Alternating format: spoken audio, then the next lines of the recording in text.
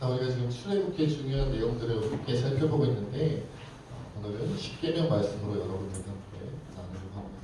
출애굽기가 40장까지 있으니까 이제 한 절반 정도 너무 굵직한 사건들을 통해서 살펴보겠습니다. 근데 오늘 십계명 말씀은 뭐라 그럴까요? 출애굽기에서도 굉장히 중요한 말씀이지만 성경 전체로 보면 구약 성경 전체 아니 신약까지 포함하여 성경 전체적으로 보더라도 굉장히 중요한 의미를 담고 있지요. 어떤 면에서 보면 홍해를 가르고 그렇죠? 10가지 재앙이 내려지고 이런 것들이 출애굽기에서 우리가 가장 기억에 남는 사건들이기는 합니다만은 의미로 생각해 볼 때 6월절과 더불어 가장 출애굽기에서 중요한 사건이 바로 십계명을 하나님께서 유대의 백성들에게 주신 사건이지 않을까. 그 십계명이 뭐가 되는 거예요? 모든 율법 하나님께서 인간에게 내려주신 계명의 근본이 된다, 기본이 된다, 핵심이 된다 이런 거죠. 오늘날 우리에게 좀 비추어 생각해보면 헌법 같은 역할을 하는 그런 느낌이라는 거죠. 근데 이제 오늘 하루에 전체를 다 살펴보기에는 너무 내용이 방대하고 많으니까 여러분들 상식적으로 교회 생활을 좀 해보시면 다 상식적으로 아는 내용이 있죠. 십계명 중에 앞부분은 누구를 향한 말씀이에요? 하나님께 대한 계명의 말씀이고 뒷부분은 사람과 사람, 인간관계 속에서의 그런 계명이지요. 그래서 하나님께 대한 계명은 1계명부터 4계명, 인간에 대한 계명은 5계명부터 10계명. 그렇죠. 오늘 교회 처음 나오신 분 안 계시죠? 이 정도는 다들 많이 알고 계신다. 그렇죠? 그래서 오늘은 1계명부터 4계명까지 하나님께 대한 계명을 먼저 좀 살펴보려고 합니다. 그 4가지 계명, 첫째 계명은 뭐였죠? 나 외에 다른 신을 섬기지 말라. 1절부터 3절까지 말씀 함께 읽어보겠습니다. 시작. 하나님이 모든 말씀으로 말씀하여 이르시되 나는 너를 애굽 땅 종되었던 집에서 인도하여 낸 너의 하나님 여호와니라. 너는 나 외에는 다른 신들을 내게 두지 말라. 하나님 외에 다른 신들을 섬기지 말라. 이것이 첫 번째 계명의 내용이죠. 당시의 근동 지방, 오늘날에도 그렇지만 유일신, 그러니까 신은 한 분밖에 없다 이렇게 믿는 종교가 생각보다 그렇게 많지 않습니다. 우리 기독교가 유일신이고 이슬람교 알라신을 섬기는 이슬람교가 유일신이고 이를 제외한 거의 대부분의 종교, 대부분의 어떤 신앙의 형태들을 보면 다 신교입니다. 다 신교. 신이 여러 명인 거죠. 우리는 하나님 한 분 이렇게 고백합니다만은 대부분의 나라의 대부분의 지역의 신의 개념은 아주 절대자한 존재의 신이 아니라 크고 작은 힘을 가진, 크고 작은 능력을 가진 여러 명의 신이 마치 인간 사회를 구성하듯이 신의 사회를 구성하고 그들끼리 영향을 주고받기도 하고 그렇죠? 우리 가까이 있는 일본만 해도 신이 억 단위로 있다고 하잖아요. 몇 억 신이 있다고 이렇게 표현하고 인도는 더 많다고 하고 그렇죠? 그 신을 어떻게 다 기억하는지도 모르겠어요. 아마 지금도 신 만들고 신 없어지고 그러지 않을까 싶을 정도로. 그런 신을 어떻게 섬기겠어요? 그냥 기본적으로 유일신을 섬기는 종교가 이 세상에 그렇게 많지 않아요. 이렇게 많습니다. 그러니까 너는 나 외에는 다른 신들을 너에게 두지 말라는 것은 한편으로는 너에게는 유일신 여호와 하나님만을 섬기라는 말씀이면서 여러 신을 섬기지 말라는 건 이방 종교, 이방 민족의 영향을 뭐 하지 말아라? 받지 말라는 말씀이기도 한 거죠. 그런 말씀.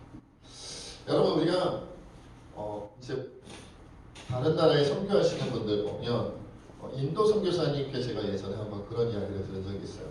인도 선교하는 게 참 어렵다 그러면서 이런 말씀하시더라고요. 그 사람들한테 예수님 믿으세요 하면 믿겠다고 한대요. 예수님 믿으세요 믿겠다고 한대요. 문제는 뭐예요?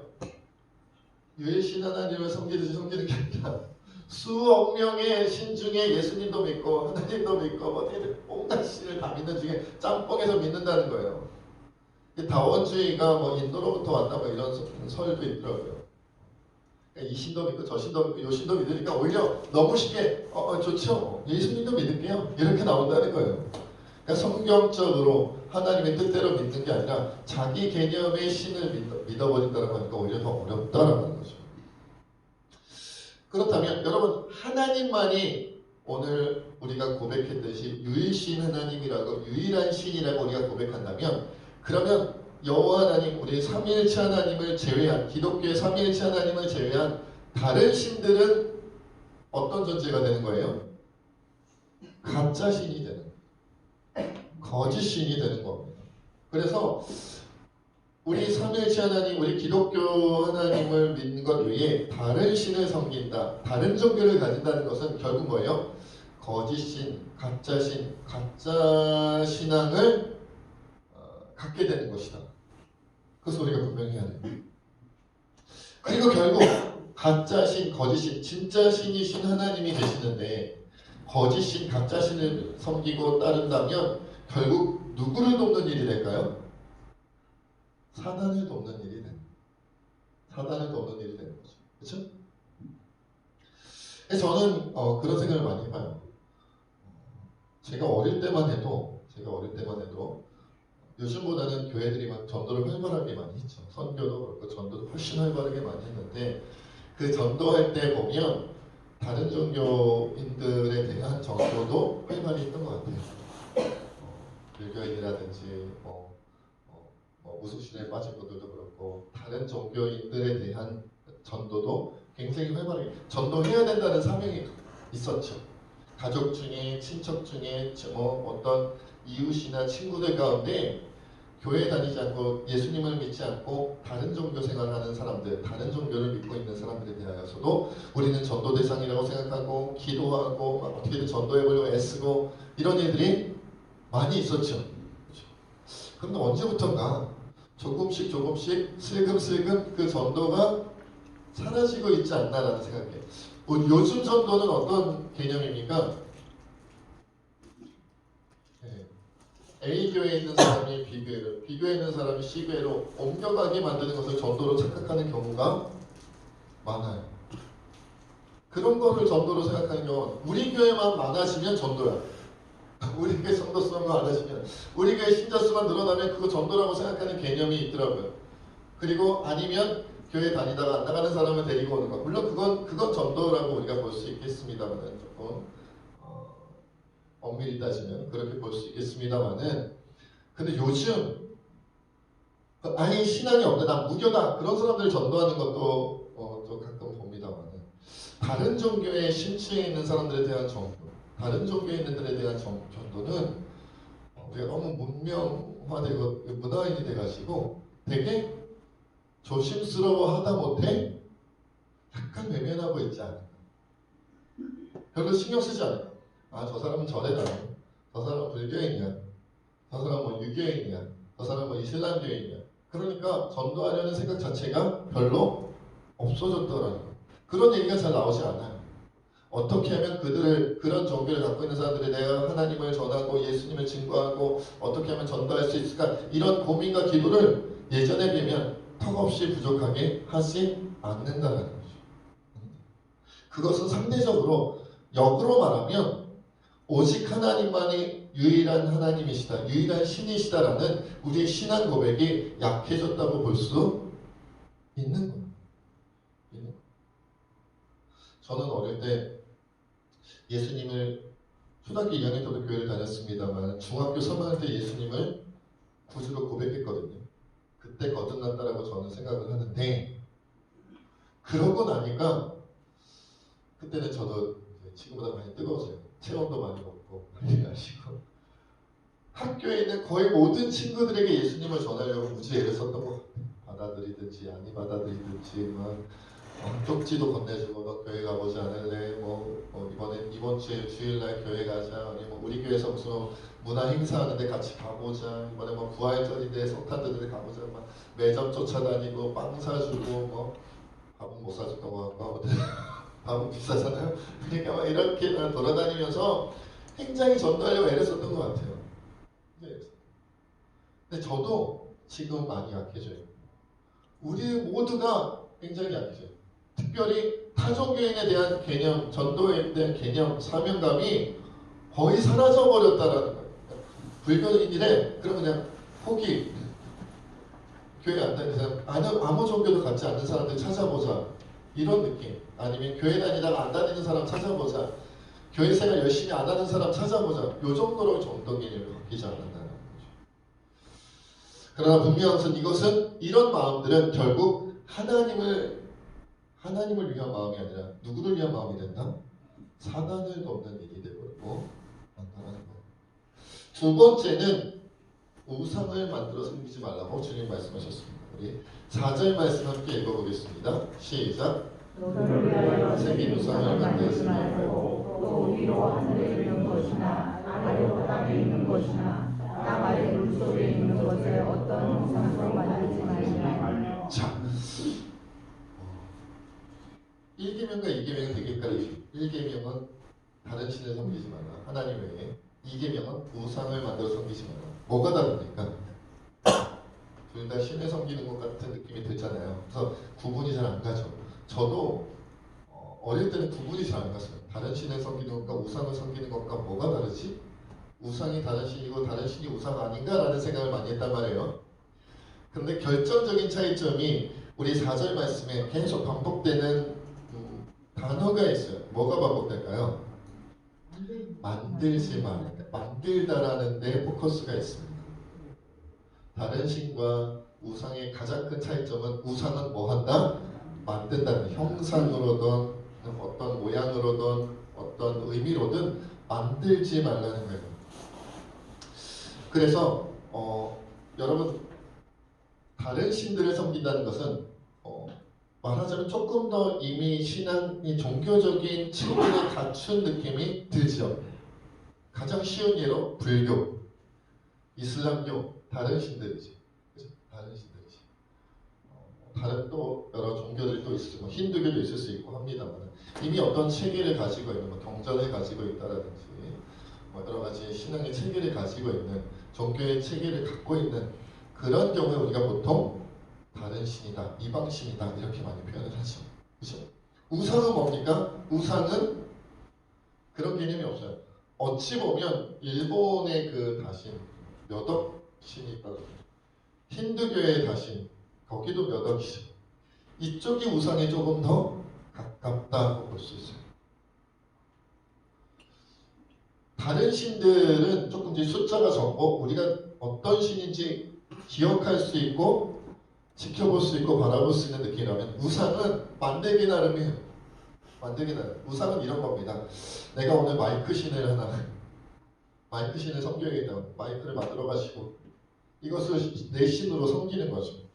종을 내 신으로 섬기고 나무를 내 신으로 섬기고 스피커를. 그래서 우상은요 사람이 정하기 나름. 자기가 정해 나름. 그러면 왜 우상을 정하고 만들어서 섬길까요? 내 소원이 이루어져야 하니까. 알라신? 뭔가 종교 체계가 있어서 함부로 말하기에 뭐예요?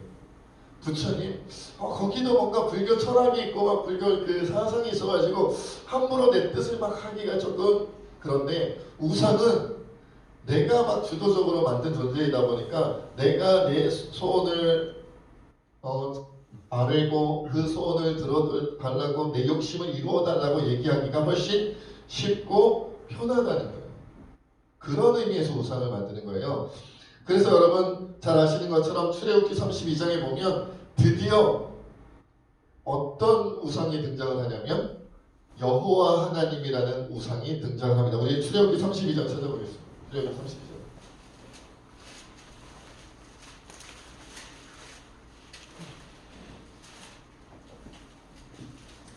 출애굽기 32장 1절로 4절.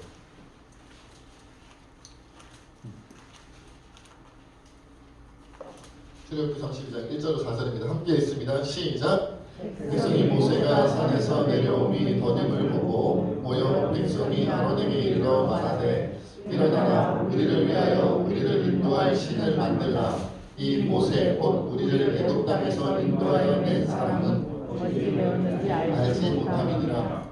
아론이 그들에게 이르되 너희의 아내와 자녀의 귀에서 금고리를 빼어 내게로 가져오라. 모든 백성이 그 귀에서 금고리를 빼어 아론에게로 가져가매 아론이 그들의 손에서 금고리를 받아 부어서 조각칼로 새겨 송아지 형상을 만드니 그들이 말하되 이스라엘아 이는 너희를 애굽 땅에서 인도하여 낸 너희의 신이로다 하는지라. 그쵸?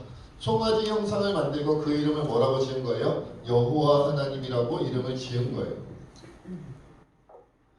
그러니까 여러분 어떤 면에서 보면 교회를 다니고 예수님을 믿는 신앙인이 이미 교회 성도인 우리는 1계명에 넘어갈 문제가 권리의 사항들은 별로 없습니다. 여러분 예수님 믿으면서 부처님도 같이 믿으세요? 웃으시는 거 보니까 같이 믿으시는 거 아니죠. 이방 종교를 같이 믿지 않잖아요. 1계명은 우리랑 별로 교회 다니고 신앙 고백하시는 분들은 큰 문제가 안 돼요. 문제는 뭐냐면 2계명이죠. 우상 섬기지 말라. 왜? 심지어 여호와 하나님이라고 우상에 이름 붙여놓고 소원을 비는 거예요. 비나이다 비나이다 우리를 지켜주옵시고 우리 소원을 들어주시고 내 욕심을 채워주옵소서. 이름이 뭐라고요? 여호와 하나님이라니까요. 오늘날 많은 교회 성도들이 우상의 이름을 뭐라고 짓겠어요? 예수 그리스도라고 짓겠죠. 비나이다 비나이다 예수님께 비나이다 우리 아들딸 좋은 성적 내게 해주시고 우리 아들딸 좋은 학교 가게 해주시고 이번에 취직하게 해주시고 좋은 상대 만나서 결혼하게 해주시고 승진하게 해주시고 취업하게 해주시고 성공하게 해주시고 장사 잘 되게 해주시고 사업 잘 되게 해주시고 이게 다 뭐예요? 우상을 섬기듯이 섬기는 거예요. 내가 만드는 거 내가 만드는 거 내가 만드는 거. 그래서 여러분 예수 그리스도라는 성경적으로 예수님을 믿지 않고 예수님을 성경적으로 하나님 뜻대로 믿지 않고 우상을 섬기듯이 예수님 믿으려면 형상이 필요하잖아요. 마음속의 형상으로 기도하지만 또 우리가 뭘 이용해요? 자주 애용하는 거? 십자가. 왠지 또 십자가 붙잡고 기도하면 잘 될 것 같으니까 십자가 목걸이나 아니면 십자가 뭐 이렇게 형상 붙잡고 막 기도한단 말이에요. 비나이다 비나이다 이번에 제가 이제 취업 시험을 보는데 이번에 꼭 합격하게 하여 주시옵시고 이렇게 돼버리는 거죠. 여러분 우상의 특징은 뭐냐면 소원을 빈다는 거예요. 소원을.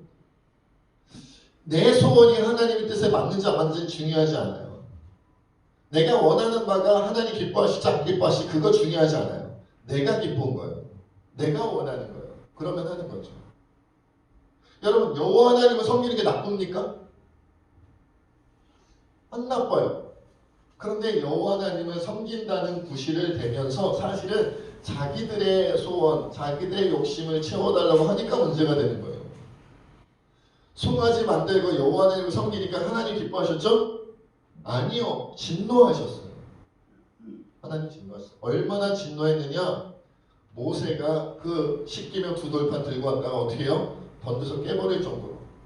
이건 뭐예요? 너희는 하나님의 말씀, 하나님의 은혜, 하나님의 축복을 받을 자격이 없다는 거죠. 무섭지 않습니까?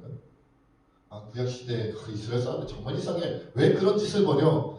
우리도 똑같은 거예요. 하나님의 뜻을 이루어드리는 건 관심이 없어요. 하나님의 위하여 우리가 하나님 나를 부르셨으니 부름에 응답하여 나아가서 하나님께서 내게 원하시는 일을 감당하며 사명 감당하는 건 관심이 없어요. 내가 하나님 믿는 이유는 자자손손, 우리 가정, 우리 친척, 우리 가문 그리고 나의 앞길이 나의 미래가 잘 되고 잘 되기를 잘 먹고 잘 살기를. 그게 우상이에요. 그게 기복신앙이에요. 기복신앙 교회 안 다니는 것보다는 그래도 기복신앙이라도 가지면서 교회 다니면 그나마 절반이라도 가지 않겠어요? 그것은 송아지 우상 만들어 놓고 여호와 하나님을 섬겨도 된다는 논리와 크게 다르지 않다는 거예요. 너희는 먼저 뭐하라? 그의 나라와 그의 의를 구하라. 그리하면 이 모든 것을 너에게 더하시리라. 여러분 이게 믿음이지 그의 나라와 그의 의는 관심이 없어. 그냥 이것도 해주시고 저것도 해주시고 이것도 해주시고 기울면서 막 금식기도 하고 막 철야기도 하고 막 말씀을 백독 천독 만독하고 그래봐야 전도 천명하고 막 그래봐야 그 사람은 자칫 남은 구원하고 자기는 떨어져 나갈 수도 있다는 걸 아시거든요. 이거 굉장히 무서운 겁니다. 이어서 세 번째, 여호와 하나님의 이름을 망령되게 부르지 말라고 주님 말씀하십니다. 오늘 본문 7절 말씀 다시 출애굽기 20장으로 오셔서요. 7절 말씀 함께 읽겠습니다. 시작. 너희의 하나님 여호와의 이름을 망령되게 부르지 말라. 여호와는 그의 이름을 망령되게 부르는 자를 지었다시 아니하리라. 여러분, 망령되게 부른다는 게 뭘까? 이것도 좀 쉽게 번역했으면 좋겠다는 생각이 듭니다. 망령되게 부른다. 이게 뭘까요? 신학자들의 번역을 제가 이렇게 보니까요, 한 세 가지 정도로 이해하면 적절하다고 그렇게 보더라고요. 첫째는 헛되이 부른다. 둘째는 쓸데없이 부른다. 셋째는 함부로 부른다. 갖다 붙일 때 안 갖다 붙일 때 없이 그냥 막 하나님을 갖다 붙이는 걸 말하는 거예요. 여러분, 그래서 제가 자주 말씀드립니다만은 여러분의 생각을 그것이 하나님의 뜻이라고 함부로 얘기하면 큰일 납니다. 그게 여호와의 이름을 망령되이 부르는 것일 수 있어요. 함부로 쓸데없이 헛되이 부르는 거죠. 어떤 여러분 정치적인 의견을 얘기하거나 어떤 세상적인 어떤 가치관을 얘기하거나 자기의 생각, 자기의 판단을 얘기할 때 이것이 하나님의 뜻이요, 그게 삼계명을 위법하는 것일 수 있다는 것을 기억하셔야 됩니다. 여러분 조심하셔야 됩니다.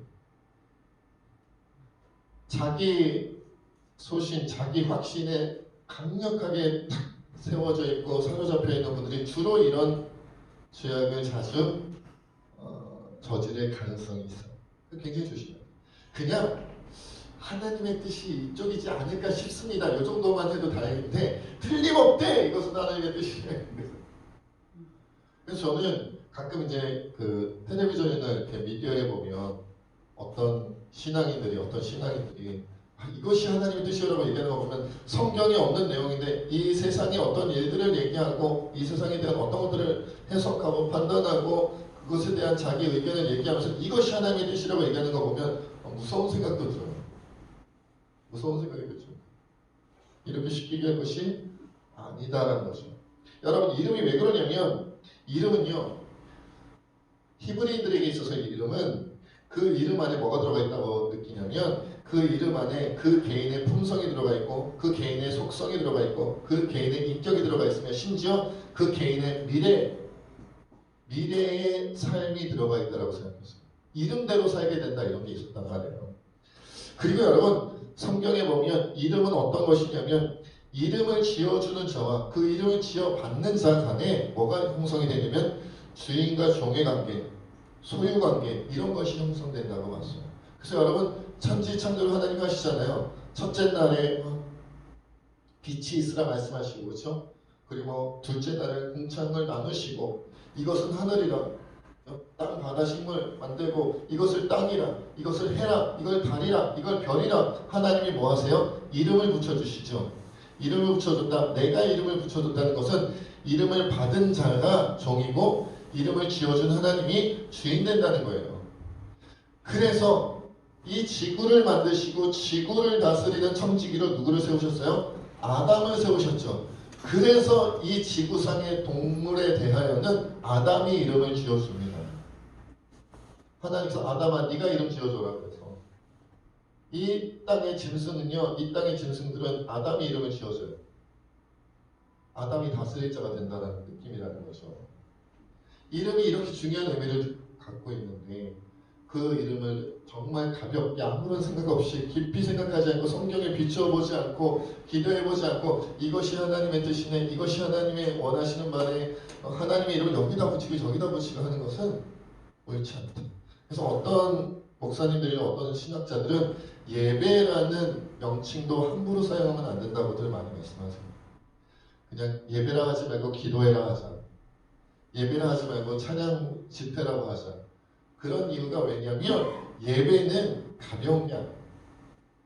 기도에는 가볍다는 건 아니지만 예배라는 이름을 딱 붙였을 때는 느낌이 달라지는 거예요. 저는 그래서 너무 많잖아요. 무슨 예배 해서 예배를 드리는 동 마는 동 없어 쉽게 넘어가는 그런 것도 그냥 예배가 아니라 그냥 모임, 기도 모임, 신방 모임 이렇게 하는 것이 더 낫지 않을까라는 생각도 들어요.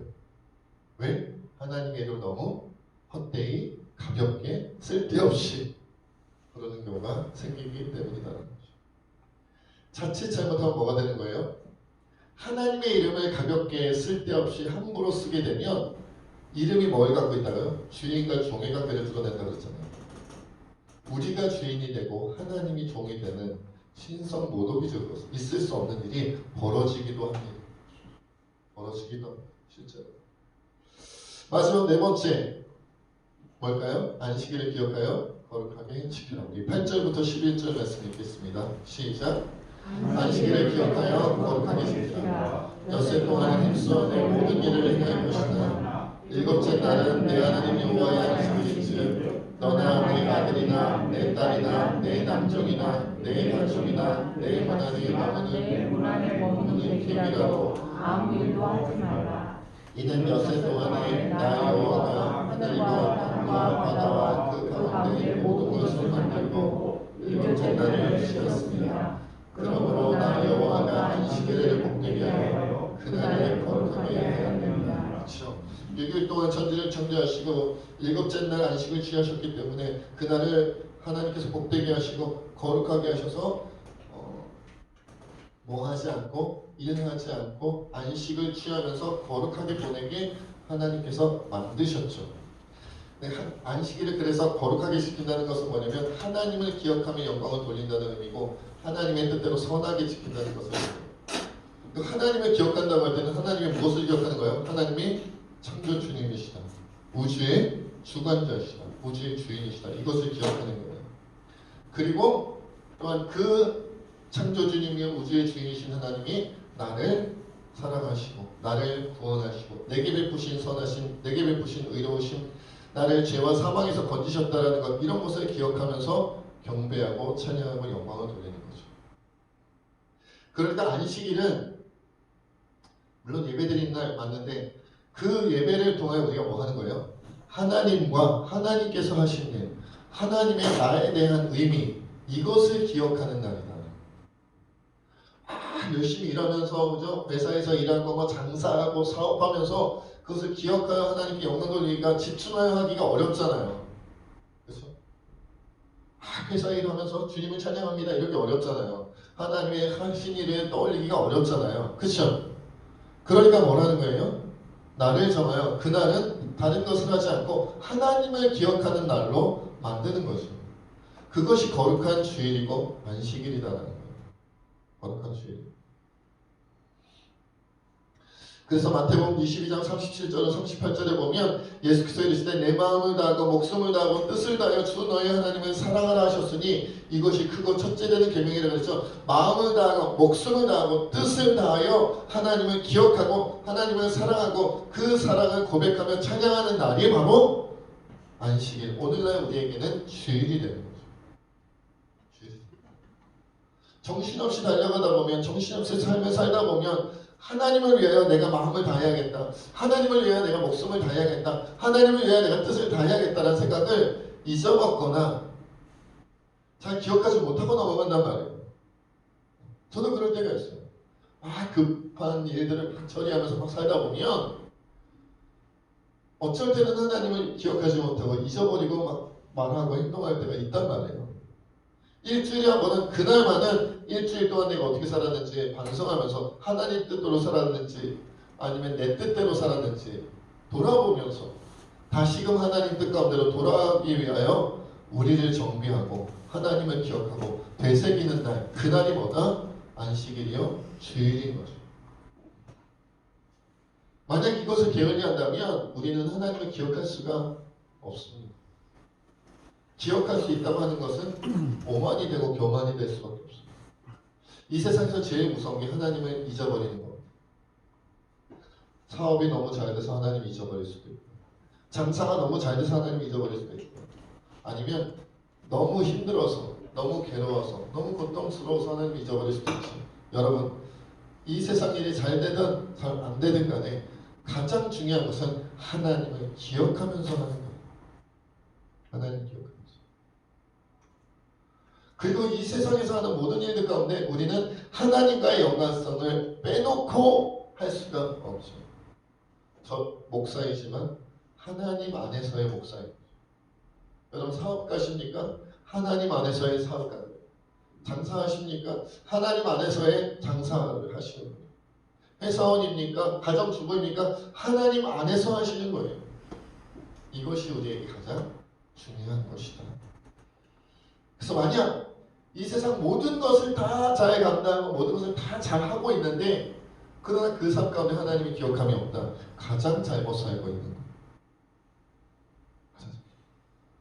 근데 만약 사업도 뜻대로 잘 안 되고 장사도 생각보다 잘 안 되고 회사에서도 어려움이 많고 이것저것 고전하고 힘들고 괴로움에 하나님마다 손대는 일마다 뚜렷한 성과가 없어서 괴로울지라도 그 속에서 하나님을 기억하며 살아가고 있다면 그 사람은 지금 잘 살고 있는 거예요.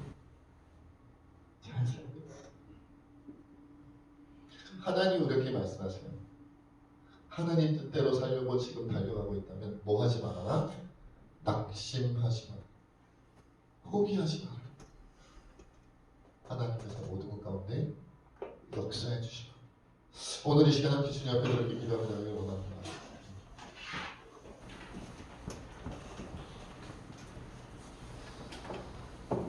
다른 신들을 섬기지 않고 우상을 섬기지 않고 하나님의 이름을 막는 데에 쓸데없이 부르지 아니하고 안식일에 기억해 하나님을 기억하는 것, 하나님 영광을 돌리는 것, 무엇보다 우리 하나님을 사랑하며 살아가는 것, 이것이 올 한 해 우리에게 우리 삶에 온전히 정착할 수 있게 달라고 내 안에 온전히 자리 잡을 수 있게 달라고 이 시간 함께 주님 앞에 기도하며 나아가겠습니다.